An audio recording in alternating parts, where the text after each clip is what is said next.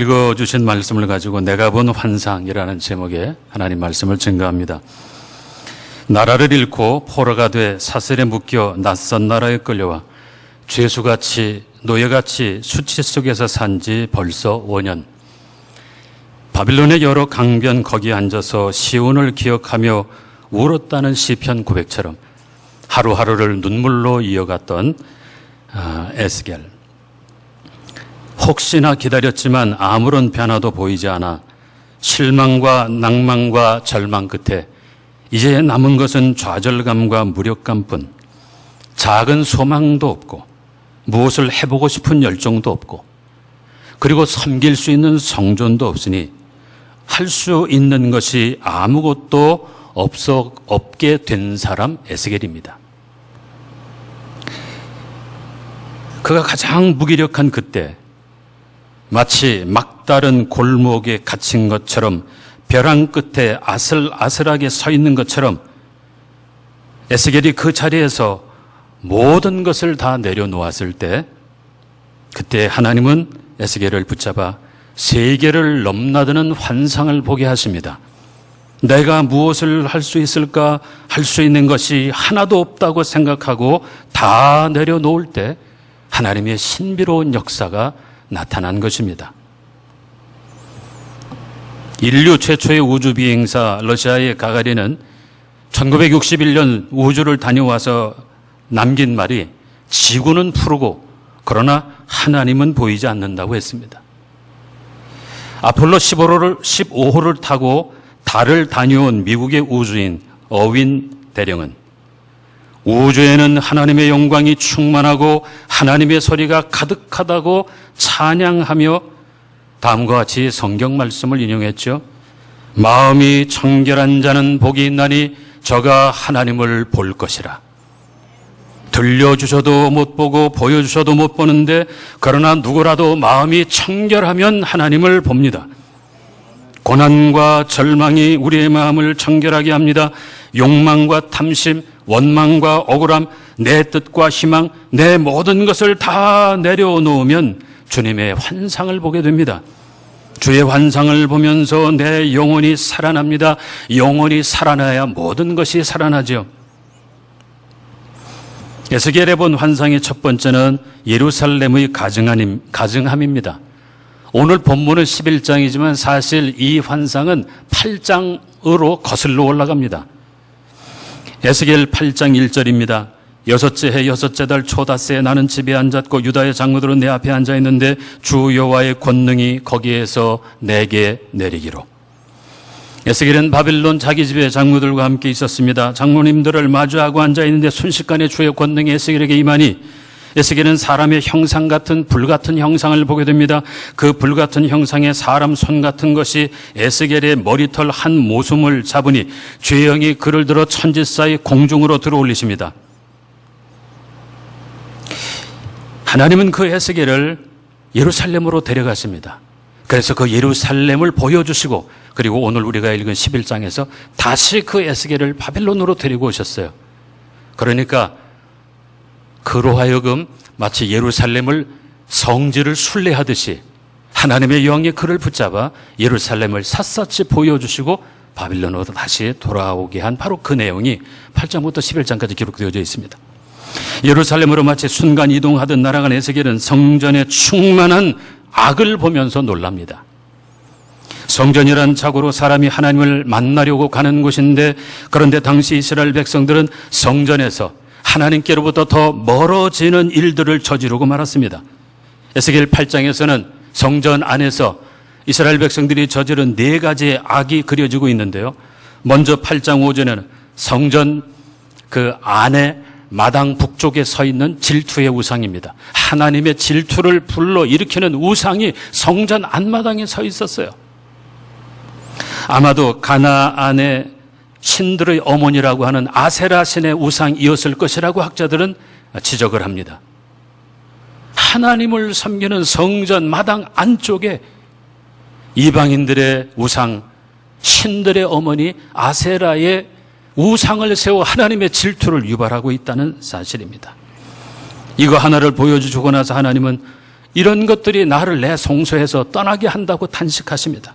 질투의 우상 한 가지만 해도 하나님이 멀리 떠나시기에 충분한 이유가 되죠. 일찍이 여호수아는 그 백성들에게 여호와를 섬기는 신앙을 결단하기로 촉구했습니다. 이제 너희가 가나안 땅에 들어갈 것인데 너희 섬길 자를 택하라. 오직 나와 내 집은 여호와만 섬기겠노라 했죠. 그러나 이스라엘 왕국 역사 말기에는 바알을 섬기고 아세라를 섬기는 것이 보편적 유행이와 상식이 되었습니다. 왕이 섬기고 왕비가 섬기니까 백성들은 부담 없이 같이 섬겼습니다. 심지어 제사장도 우상을 섬겼습니다. 여러분, 세상이라는 거대한 우상이 때로는 전통으로, 때로는 유행으로, 때로는 상식으로 변장하고 우리를 덮칩니다. 전통을 따라야겠으나 무조건 지키다 보면 우상 숭배에 빠집니다. 신앙은 보수적인 것이 좋습니다. 다들 한다고 별것 아니라고 함부로 따라하면 안 됩니다. 이 세대를 본받지 말고 마음을 새롭게 함으로 변화를 받아 하나님의 사랑하시고 기뻐하시고 온전하신 뜻을 이루어야 하겠습니다. 하나님과 성도의 관계는 부부관계 같아서 상대방에게 100%의 사랑을 요구합니다. 둘 사이에 어떤 것도 끼어들 수 없습니다.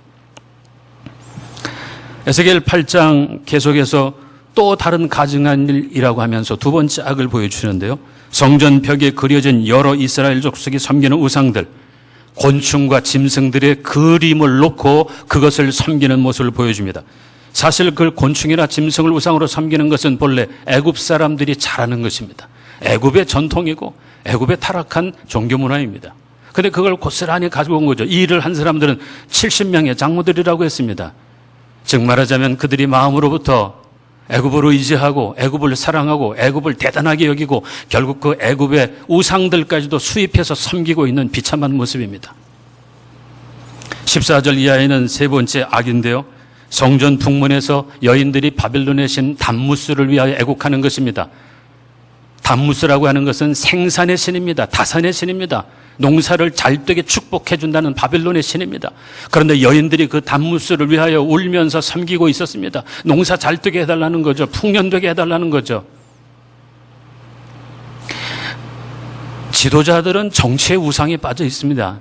그런데 백성들은 경제의 우상에 빠져 있습니다. 게다가 에스겔 8장 16절 이하에서는 성전 현관과 제단 사이에서 여호와의 성전을 등지고 태양을 경배하는 25명쯤 되는 사람이 있다고 했습니다. 태양을 만드신 하나님은 등지고 만들어진 그 태양을 경배하는 어리석은 모습입니다. 그리하여 에스겔서 8장 17절에서 또 내게 이르시되 인자야 내가 보았느냐 유다 족속이 여기에서 행한 가증한 일을 적다 하겠느냐 그들이 그 땅을 폭행으로 채우고 또다시 내 노여움을 일으키며 심지어 나뭇가지를 그 코에 두었노라고 주께서 말씀하십니다. 가증함 그리고 폭행 거기에다 나뭇가지를 코에 댔다. 이것도 바벨론의 신은 그 태양신을 섬길 때 하는 짓이었다고 합니다. 왜냐하면 죄인된 인간의 그 콧김이 태양의 빛을 더럽히지 않게 하기 위해서 나뭇가지를 코에 댔다고 전해지고 있어요. 이런 가증한 일을 행했다고 주께서 그러므로 떠날 수밖에 없다고 말씀하십니다. 부모가 없으면 세상에서 불쌍한 고아가 되지만 하나님이 떠나시면 우리는 영원한 우주의 고아가 됩니다. 부모가 나를 버릴지라도 하나님이 영접하시면 살지만 그러나 하나님이 떠나시면 살아있으나 죽은 것과 같습니다. 왜냐하면 사랑이신 하나님이 떠나면 모든 것은 헛되기 때문입니다. 가장 불행한 사람은 사랑 없이 고생만 하는 사람 아닐까요? 바로 그런 모습을 바라보며 하나님께서 탄식하십니다. 일찍이 이사야 1장 2절 3절에서 하나님은 자기 백성의 악을 이렇게 지적하셨죠. 하늘이여 들으라 땅이여 귀를 기울이라 여호와께서 말씀하시기를 내가 자식을 양육하였거늘 그들이 나를 거역하였도다. 소는 그 임자를 알고 나귀는 그 주인의 구유를 알건만은 이스라엘은 알지 못하고 나의 백성은 깨닫지 못하는도다 하셨도다. 주인을 떠나간 짐승에 비유하고 있으니 그 삶이 어찌 행복할 수 있겠습니까? 하나님의 심판은 예루살렘에서 그리고 성소에서부터 시작됩니다. 하나님께서 성전 내부를 보여주셨듯 우리 각자의 내면을 더 깊이 들여다보게 하시기를 원합니다. 다른 사람 눈 속에 있는 티를 보는 것 아니라 먼저 내 눈에 들보를 보게 하시고 내 심령의 악과 독을 볼 수 있게 되기를 바랍니다. 정치의 우상을 깨뜨리고 경제의 우상도 무너뜨리고 거짓을 몰아내고 진리를 따르며 내 안에 주님 예수 그리스도의 모습을 채워가는 그런 은혜가 우리 모두 가운데 있게 되기를 바랍니다. 에스겔에 본 환상의 두 번째는 하나님의 약속들입니다. 하나님께서 여러 가지 약속들을 오늘 본문을 통해서 주십니다. 첫째로는 하나님이 친히 자기 백성들의 성소가 되겠다고 하십니다. 성전이란 예루살렘에만 있지 세상 어디에도 없거든요. 그러나 바벨론으로 끌려간 그들에게 하나님이 친히 성소가 되셔서 함께 하시겠다고 약속하십니다. 여러분, 계시록에 묘사된 천국을 보면 천국에 없는 것들이 있습니다. 그 가운데 밤이 없습니다. 햇빛이 없습니다. 바다도 없습니다. 거짓되고 가증한 것이 없습니다. 저주가 없습니다. 아픈 것도 없습니다. 눈물도 없습니다. 그리고 성전도 없습니다. 계시록 21장 22절에서 성 안에서 내가 성전을 보지 못하였으니 이는 주 하나님 곧 전능하신 이와 및 어린 양이 그 성전이심이라 말씀합니다. 성전은 없으나 하나님이 친히 성전 되셔서 함께 하시겠다는 약속입니다. 하나님은 오늘도 그 백성들과 함께 하십니다. 임마누엘 하십니다. 또한 한 마음과 새 영을 주시겠다고 약속하십니다. 하나님의 영 성령을 주셔서 새롭게 그 마음을 변화시겠다고 하십니다. 완고하고 돌같이 딱딱한 마음을 어린아이의 살처럼 부드러운 마음으로 넓은 마음으로 바꾸어 주셔서 성령으로 인도함을 받게 하시겠다고 약속합니다. 예수님께서 나를 믿는 자는 성경에 이른 것 같이 그 배에서 생수의 강이 흘러나리라. 예수 믿는 자에게는 그 배에서 생수의 강이 흘러나리라 했는데 이는 그를 믿을 자가 받을 성령을 가리켜 말씀하신 것이죠. 예수를 구주로 영접하면 성령을 선물로 주십니다. 성령께서 우리 안에 거하시며 우리의 돌 같은 마음들을 부드럽게 하시고 완고한 마음들을 부드럽게 하셔서 세상의 길, 사람의 소리를 따라가지 않고 하나님의 음성에 귀 기울여 하나님의 뜻을 이루며 살게 해주십니다. 그래야 오늘 보면 20절에 보게 되면 새 규례, 새 율례를 지키게 하시겠다고 합니다. 살같이 부드러운 마음은 순하고 착한 것만은 아니지요. 그 안에는 주님을 향한 담대함과 그의 뜻을 따르는 용기가 있습니다. 여러분, 신앙의 길에는 기쁨과 노래만 있는 것이 아닙니다. 신앙의 길에는 언제나 힘들고 험한 것도 함께 공존합니다. 세상에서 물건 파는 사람들은 나쁜 건 얘기 안 하고 좋은 것만 크게 강조해서 말하고 감추지만 그러나 예수님은 자기 사람들을 부르실 때 결코 그 길이 쉬운 길이라고 말씀하신 적이 없습니다. 누가복음 9장 23절 이하에서 또 무리에게 이르시되 아무든지 나를 따라오려거든 자기를 부인하고 날마다 제 십자가를 지고 나를 좇을 것이니라. 누구든지 제 목숨을 구원코자 하면 잃을 것이요 누구든지 나를 위하여 제 목숨을 잃으면 구원하리라. 이 말씀을 듣고도 정말 따라가시겠습니까? 십자가를 지는 삶, 살려고 하면 죽는데 그런데 이 길을 따라가시겠습니까? 예수님께서는 가감없이 사실을 말씀하십니다. 누구든지 나를 따르려면 자기를 부인해야 하느니라. 자기 십자가를 져야 하느니라. 그런데 그게 내 힘으로 되는 것 아니라 그렇게 새로운 규례, 새로운 율례를 지키도록 하나님께서 그의 영으로 역사하시겠다고 약속하십니다. 또 오늘 본문 20절에서도 하나님의 백성이 되게 하리라 약속하십니다. 하나님의 소유된 백성, 거룩하고 순결하여 하나님의 사탄이 두려워하는 참 그리스도인이 되게 하십니다. 여러분, 하나님은 사랑할 자를 창조하시며 사랑받을 만한 자로 다듬어 꾸미시며 사랑해 가시는 것 알고 계시죠? 하나님의 백성이 되게 하겠다. 하나님의 백성이라 불려줘도 부끄럽지 않게 해주겠다. 그렇게 주께서 약속해 주셨습니다. 여러분, 전투에서 영웅적으로 싸우다 죽은 사람이라면 그는 죽었을지라도 나라의 자랑거리가 될 것입니다. 반대로 적의 대포 소리에 놀라서 도망가는 병사는 국가의 수치입니다. 이번 북한의 지뢰 도발과 포격 사태가 벌어지고 준전시 상태에 돌입하자 이제 오늘 전역을 해야 할 청년들이 전역을 미루고 남아서 전우들과 함께 싸우겠다고 다짐한 것이 화제가 되었어요. 군인들의 꿈 같은 소망은 제대에서 집으로 가는 건데 제대는 하고 싶지만 오늘은 안 하겠다. 오늘은 내가 이 일어날지도 모르는 전쟁에 함께 하겠다라고 했던 아름다운 청년들, 그들은 우리 대한민국의 자랑입니다. 87명이라고 그러더라고요. 대통령도 그들에게 감사의 뜻을 전했고 또 참모총장께서는 그들에게 취업 추천서 써주겠다고 약속하셨어요. 전역은 며칠 늦춰졌지만 취업은 훨씬 더 빨라질 것 같다고 기사를 썼더라고요. 여러분, 마찬가지입니다. 영적 전쟁에서도 싸우다가 다치거나 희생하고 죽는 그리스도인들은 하나님의 나라의 영광입니다. 자랑입니다. 그러나 하나님의 군사여 용사의 갑옷을 입고도 수줍어하며 싸우기를 주저하는 사람, 마치 날지 못하는 새 같은 사람, 지쳐서 순례길을 스스로 포기한 여행자 같은 사람은 사탄의 공격 목표가 됩니다. 하나님께서 새 영을 부어주셔서 하나님의 규례를 지키고 나아갈 때 거룩한 하나님의 백성이 됩니다. 성령의 능력으로 험한 십자가를 오히려 자랑하는 믿음의 사람들이 됩니다. 여러분 누가 뭐래도 하나님의 말씀, 하나님의 약속을 믿고 누리십시오. 악과 거짓은 미워하세요. 의와 평화를 사랑하세요. 꾸준히 선을 행하세요. 성령의 기름 부음을 지속적으로 갈망하세요. 마침내 돌 같은 마음을 제거하고 살처럼 부드러운 그리스도의 마음으로 채워져 하나님의 백성으로 승리하는 여러분들 되시기를 축원합니다. 셋째로 에스겔이 본 하나님의 그 환상은 바로 하나님의 영광이 이동하시는 것이었습니다. 그런 환상 중에 예루살렘의 가증한 악을 보면서 동시에 하나님의 영광이 이동하시는데 예루살렘에서 떠나시는 것을 봅니다. 그 떠나가는 과정이 8장부터 11장까지 단계적으로 나타나고 있습니다. 8장 6절에 나를 내 성소에서 멀리 떠나게 하신다고 선언하셨는데요. 10장 4절에 보면 여호와의 영광이 구름에서 올라와 성전 문지방에 이르렀다고 했고 10장 18절에서는 여호와의 영광이 성전 문지방을 떠나 그룹들 위에 머물렀다고 하며 10장 19절에서는 그룹이 날개를 들고 동문에 머물며 하나님의 영광이 그 위에 덮였다고 하고 11장 23절 오늘 본문을 보면 여호와의 영광이 성읍 가운데서부터 올라가 성읍 동쪽 산에 머물렀다. 성전 안 지성소에서 움직이기 시작해서 동쪽 문으로 해서 성전을 떠나 나가셨으나 골짜기를 지나서 그 동쪽 산 즉 감람산 위에 하나님의 그 영광이 머물러 계시는 모습을 에스겔은 보았습니다.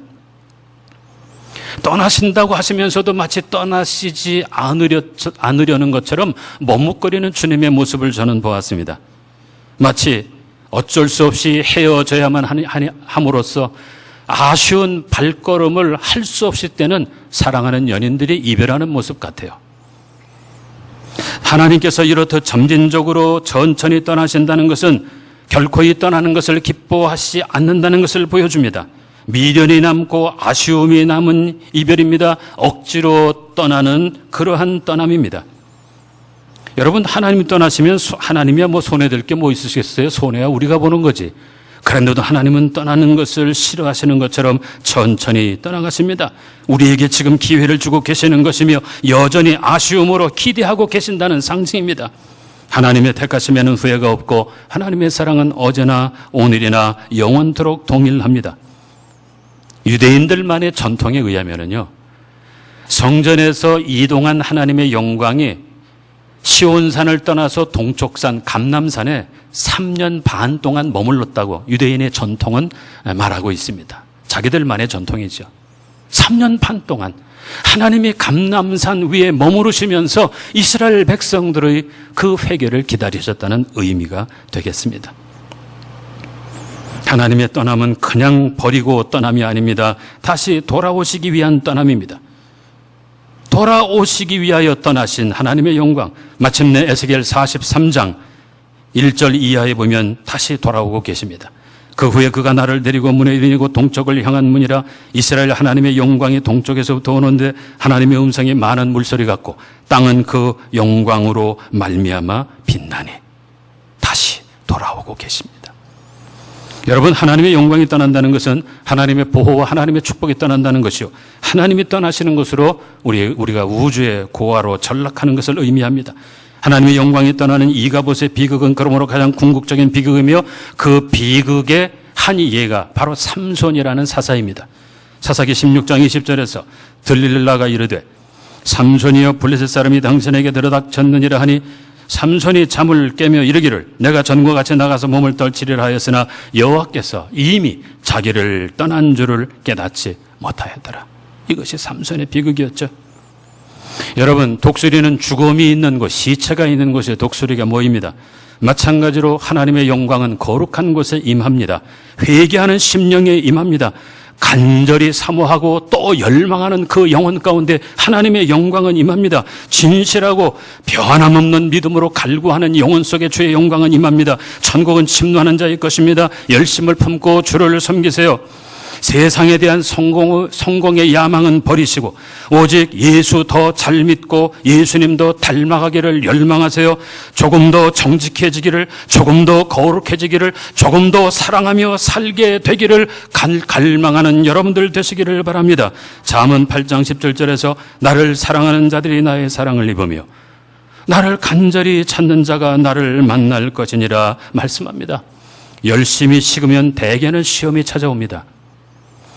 누구든지 어떤 분야에서든지 하기 싫어, 해서 뭐해, 이런 마음을 갖게 되면 더 이상 변화는 일어나지 않습니다.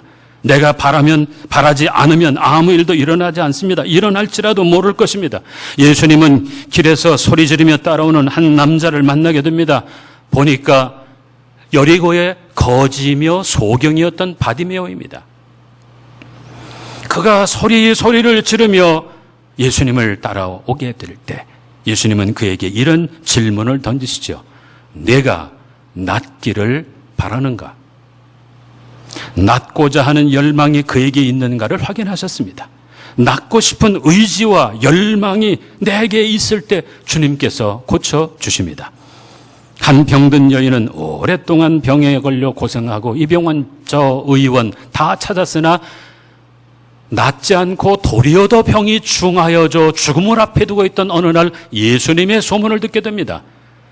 예수님께서 병자들을 고치신 그 기적 같은 사실을 들으면서 그의 마음이 열려집니다. 내가 저런 분 같으면 저분의 옷자락을 만지기만 해도 내가 나음을 얻을 것 같다는 믿음을 가지고 주님을 찾습니다.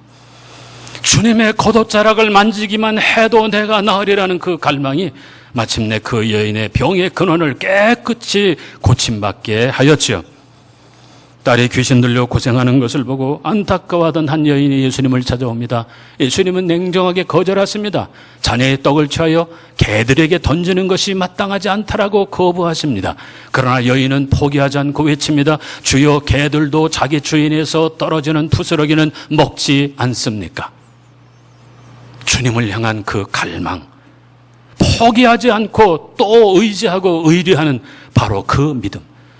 주님은 그 여인을 향하여 내 믿음이 크도다 축복하시며 내가 내 믿음이 너를 구원하여도다 말씀하시니 여인은 구원받고 그의 딸은 그 순간 고침을 받게 된 것입니다. 주님의 긍휼을 사모하세요. 그 사랑과 능력을 갈망하세요. 그런데 여러분, 결심만 한다고 다 되는 건 아니죠. 마음으로는 하나님의 법을 따르고 싶어도 내 몸은 어느새 사망의 법을 따르고 있는 것을 경험하실 것입니다. 기도하셔야 합니다. 종교 생활의 모든 것은 기도 생활입니다. 예수님은 겟세마네에서 온몸에 에너지를 쥐어짜듯 기도하셨습니다. 이마에 땀이 맺혀 땅에 떨어지는데 핏방울같이 끈적거리는 방울로 떨어졌습니다. 겟세마네의 기도가 얼마나 힘들었는지 천사들이 곁에 와서 그 기도를 도왔고 그렇게 기도하시고 십자가를 지셨습니다. 창자가 끊어지듯 기도하셨습니다. 하나님은 에스겔에게도 그렇게 기도하라고 부탁하십니다. 에스겔 21장 6절에서 인자야 탄식하되 너는 허리가 끊어지듯 탄식하라. 그들의 목전에서 슬피 탄식하라. 허리가 끊어지듯이 땀방울이 마치 핏방울처럼 떨어지듯이 그렇게 전심전력하여 기도하라. 이렇게 기도하는 그 사람 속에 하나님의 영광이 임하게 되는 줄로 믿습니다. 여러분이 혼자 기도하면 여러분이 바뀔 것입니다. 그러나 여러분들이 같이 교회에 모여서 함께 기도하면 교회가 변할 것입니다. 백성들이 같은 자리에서 함께 목소리를 내어 부르짖어 기도한다면 나라가 변할 것입니다. 누구를 변화시키기 전에 내 자신이 변하도록 기도하세요. 환경을 바꾸려 하지 말고 나를 바꾸도록 기도하세요. 전에는 성도들을 만나면은요, 우리 기도하러 가자. 우리 교회 가서 기도하자. 우리 기도하러 기도원 갈래? 나와 같이 금식 기도하자, 철야 기도하자 하는 사람들이 많았습니다. 그런데 지금은 기도하는 사람도 기도하자고 하는 사람도 점점 희귀해지고 있는 안타까운 모습을 봅니다. 기도가 특권이고 사명인 권사님들도 어떤 권사님들도 만나면은 밥 먹으러 가자. 밥 먹었으니 차 먹으러 가자. 차 마셨으니 구경 가자, 여행 가자. 제가 직접 보지 않아서는 모르지만 아마 그런 분들이 있는 것 같아요. 밥 먹어야죠. 차도 마셔야죠. 영화도 보는 거 좋죠. 여행도 다니면서 견문을 넓혀야죠. 그런데 문제는 그것으로만 끝나는 것이 문제입니다. 교회 가자, 기도하러 가자는 사람이 점점 적어지는 이때, 여러분, 기도하러 가자 하는 사람은 행복한 사람입니다. 그는 교회의 보배입니다. 그는 하나님 나라의 보석입니다. 누가 여러분 보고 집사님 나하고 기도하러 가자, 우리 교회 같이 가서 기도하자 하는 사람이 만약 있다면 그는 여러분의 생명과 축복의 은인임을 잊지 마십시오. 에스겔의 절망을 지켜보신 하나님, 지금도 우리를 지켜보고 계십니다. 때가 되면 그에게 환상을 보여주신 하나님, 오늘도 모든 것을 내려놓고 애통해하며 갈망하는 자들에게 하나님의 영광을 나타내십니다. 여러분, 어려워도 언제나 정직해야 합니다. 유혹이 있어도 거짓과 허탄을 멀리해야 합니다. 선을 행하되 낙심하지 말아야 합니다. 기도하되 포기하지 말아야 합니다. 사람은 몰라줄지라도 하나님은 알고 계십니다. 이 악한 세상에서 공중권세 잡은 마귀와 영적인 싸움을 싸워 이기려면 더 깊은 영성을 가진 사람, 환상을 보며 하나님께 순종하는 성도가 필요합니다. 마귀는 예나 적임이나 울부짖는 사자처럼 삼킬 자를 찾아다니고 있지요. 오늘 우리의 싸움은 혈육을 지닌 사람들과의 싸움이 아닙니다. 더러운 죄악과의 싸움이요, 거짓으로 속이는 마귀와의 싸움이요, 타락한 옛 성품과의 끈질긴 싸움입니다. 악을 악으로 갚지 않고 선함으로 기도함으로 그 싸움을 싸워 마침내 이겨나는 사람이 되시기를 바랍니다. 애통하며 회개하며 청결한 마음으로 하나님의 영광을 보게 되시기를 바랍니다. 내가 변해야 합니다. 변화를 갈망하고 예수님을 닮아가며 내가 조금이라도 변해야 교회가 변하고 사회가 변하며 그것은 조국을 살리는 길이 될 것입니다. 우리가 아무것도 할 수 없을 때, 아무것도 할 수 없다고 모든 것을 다 내려놓게 될 때 하나님은 그때부터 역사하십니다. 하나님의 영광이 함께하는 여러분들의 심령이 되고 여러분들의 가정이 되고 이 교회와 이 나라 이 민족이 되어서 오직 하나님께만 영광을 올려드리는 귀한 역사 있기를 주의 이름으로 축원합니다.